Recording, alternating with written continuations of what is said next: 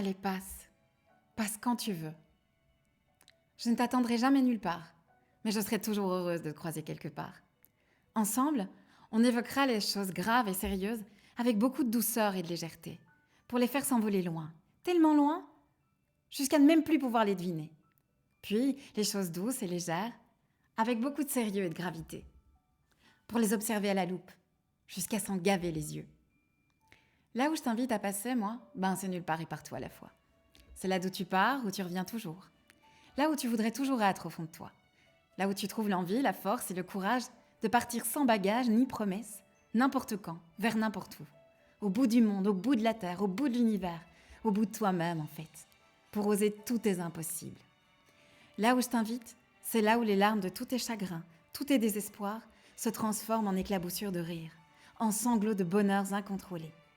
Là d'où tu ressors le ventre, la tête et le cœur complètement aliénés par une douce et saine folie, celle qui te pousse à tout tenter. Là où je t'invite, c'est aussi l'endroit de tous tes silences, tes mots cachés, ceux que tu ne sais pas ou que tu ne peux pas prononcer. C'est là où on t'écoute, où on t'accepte, où on t'embrasse, on te chérit, on t'encourage, on te soutient, on te porte. Et ça quoi qu'il arrive, juste parce que c'est toi. C'est là où tu partages tout le temps. Tu te sens important là-bas, précieux là-bas. Parce qu'il faut se sentir vraiment bien pour oser partir, pour oser vivre, savoir que quoi qu'il arrive, on peut revenir là, quand on veut. Passe quand tu veux, j'ai voulu que ce soit comme une porte toujours ouverte. Tu sais, pour moi, c'est une petite maison de mineurs de charbon. C'est un quartier populaire où le vent dans sa course remplit les narines des passants de séduisantes saveurs d'olives grecques, de poulet mijoté à l'espagnol, de pizzas turques, de gâteaux polonais et de café italien. C'est la cuisine toujours ouverte d'une maman bosniaque au sourire éternel, dans un quartier multicolore adossé à mon école. C'est aussi la salle à manger baignée de lumière chaude, d'une vieille tente au bord d'un fleuve, un petit village de pêcheurs en Espagne que le courant d'air maritime traverse de part en part, laissant un goût salé, une senteur solaire sur les murs de crépi blanc.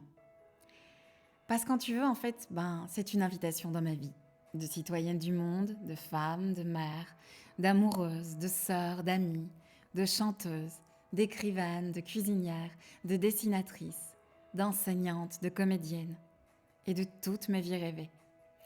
Parce que j'ai envie de partager, de donner, d'échanger, de multiplier le bon et le beau, des milliers de jolies choses. Un détail insignifiant qui devient tout à coup, pour un instant ou à jamais, pour toi, pour moi, la chose la plus importante au monde. J'ai appelé ma chaîne Passe quand tu veux, comme on lance une invitation. Une invitation à venir partager. À partager comme on peut le faire quand on arrive à ces endroits, tu sais, où on ne se sent jamais attendu, mais toujours accueilli avec bonheur et générosité. Alors voilà, je te la lance. Passe. Passe quand tu veux. Et surtout, sens-toi parfaitement libre. N'aie aucune inquiétude. Mon souhait, c'est que chaque passage ne soit ici pour toi qu'une addition positive. Moi, je ne t'attendrai pas. Jamais. Je ne pourrais donc être ni triste, ni fâchée, ni déçue si tu ne passes pas. Par contre, si tu passes, peu importe quand, à l'improviste, je serai toujours heureuse de te voir arriver, de t'ouvrir la porte, de t'embrasser, de te débarrasser, de t'installer et de me mettre à te raconter.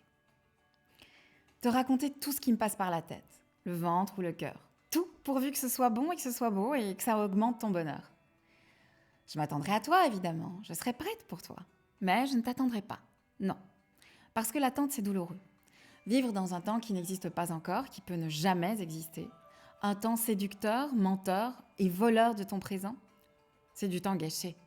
Un présent offert, un cadeau tendu, que toi tu jettes avant même de l'avoir ouvert. Tu ne sauras jamais ce qu'il contenait. Et c'est affreusement triste, non ? Avant, je t'aurais dit que ça permettait de toujours garder l'espoir. Ne pas savoir ce qu'il y a dans la boîte, ça permet le rêve de toutes les possibilités. Aujourd'hui, je sais que c'est un mensonge, que la boîte que tu as posée sur l'étagère ou rangée dans un tiroir aura disparu dès que tu auras cligné les yeux. Qu'à force de réserver le meilleur pour plus tard, on finit par le perdre. Quand Ronsard écrivait en 1578 « Cueillez dès aujourd'hui les roses de la vie », je pense qu'il ne voulait pas dire « profite sans te soucier de demain, après toi le déluge, après toi les mouches », comme on dit. Parce que demain, le demain qui ne t'appartient pas, il appartient aux autres. Et toi, tu n'as pas le droit de le gâcher. Je crois plutôt que ce que Ronsard voulait dire, c'était « profite dès à présent de tes présents, les moments et les dons qui te sont faits sans plus attendre ». D'ailleurs, écoute un peu comme les mots sont bien faits, comme ils en cachent toujours des tas d'autres, comme ils peuvent tenir un très long discours tout en étant seuls. Tu vois, ils sont comme des petites poupées russes impossibles. Des poupées russes qui, quand tu les ouvres, celle qui est contenue peut être plus grande que celle qui contient. Tu vois, c'est pour ça que je les aime tellement. C'est pour ça que j'aime les comparer à des milliers de bonbons interminables qu'on multiplie en les partageant. C'est joli, hein? Là je me cite moi-même. Tu vois, en fait, c'est comme un bonbon dont la fin de chaque saveur en annonce une autre, aussi différente, surprenante et plaisante que la précédente. Un délice qui ne s'épuise jamais, puisqu'il s'habille, se déshabille et se rhabille de parfums qui se déclinent à l'infini. Le nirvana de la gourmandise. Et en plus, ça ne fait pas grossir. Écoute le mot présent, par exemple.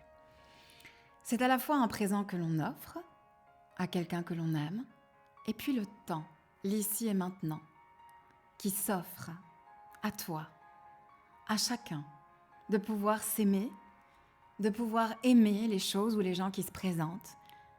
Quand moi je me présente ici, quand je présente ce que je fais, ce qui me plaît, je t'offre un peu des parts de moi. Quand toi tu passes et que tu te présentes, tu t'offres un peu toi aussi. Ce sont alors deux présents qui s'offrent l'un à l'autre et se rencontrent. Ils se mettent à profiter l'un de l'autre, ils s'additionnent, se divisent, se multiplient. Alors tu imagines le nombre de nouveaux cadeaux, de nouveaux présents partagés? Quel régal ça peut être, ça? C'est comme si tout à coup le présent avait décidé de se retenir, de s'offrir un peu plus longtemps ou différemment d'à son habitude. Comme si le temps, dans sa course, t'avait remarqué en passant qu'il s'était arrêté, qu'il t'avait arrêté en te criant « Hé, attends un peu, arrête-toi un peu avec moi. Allez, viens t'asseoir à mes côtés. Allez, on va regarder ensemble, toi et moi, ce qui se passe quand moi, le temps, je ne passe plus. » Tu vois, c'est terrible le pouvoir d'une rencontre, d'un rendez-vous inattendu. Le pouvoir de mots qui s'offrent à l'infini.